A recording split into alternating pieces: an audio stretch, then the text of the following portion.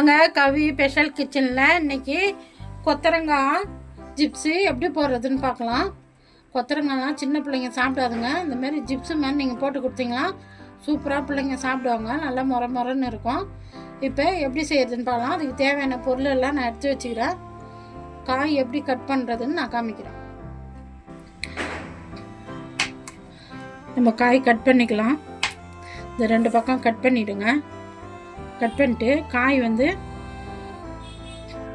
இப்படி கிராஸாக கட் பண்ணணும். இப்படி நீட்டாக கிராஸாக கட் பண்ணிக்கலாம். காயிலெல்லாம் வாஷ் பண்ணிட்டேன்.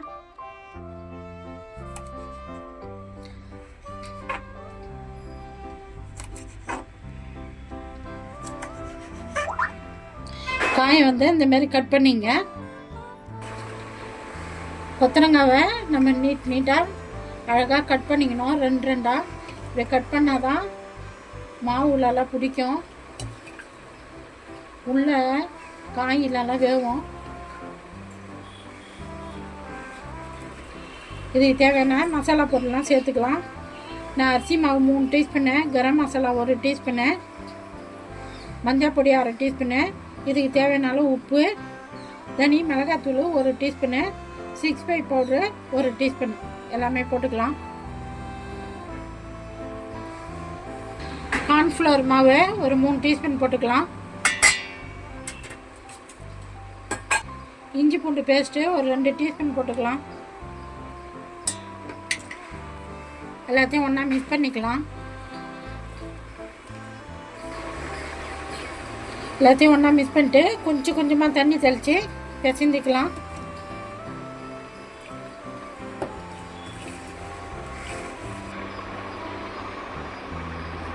நம்ம கொத்தரங்காயில் மசாலாலாம் நல்லா மிக்ஸ் பண்ணி வச்சாச்சு. ஒரு 10 நிமிஷம் ஊறட்டும். ஊறின பிறகு எண்ணெயில் போட்டு எடுத்துக்கலாம். கொத்தரங்காய் ஜிப்ஸ் போடுறதுக்கு அடுப்பத்தை வச்சு ஒரு கடாயை வச்சுட்டேன். எண்ணெய் பொரிக்கிற அளவுக்கு எண்ணெய் ஊற்றிக்கிறேன். சூடு ஏறிட்டேன். எண்ணெய் சூடு ஏறிடுச்சு. இப்போ நம்ம கொத்தரங்காய் எடுத்து அப்படியே நல்லா உதிரி விட்டுக்கலாம்.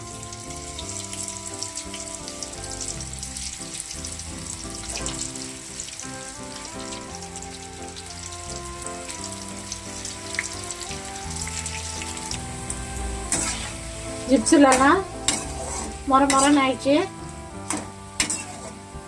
இந்த பதத்துக்கு தான் எடுக்கணும். எண்ணெயை வடிகட்டிட்டு எடுத்துக்கலாம். இப்போ நம்ம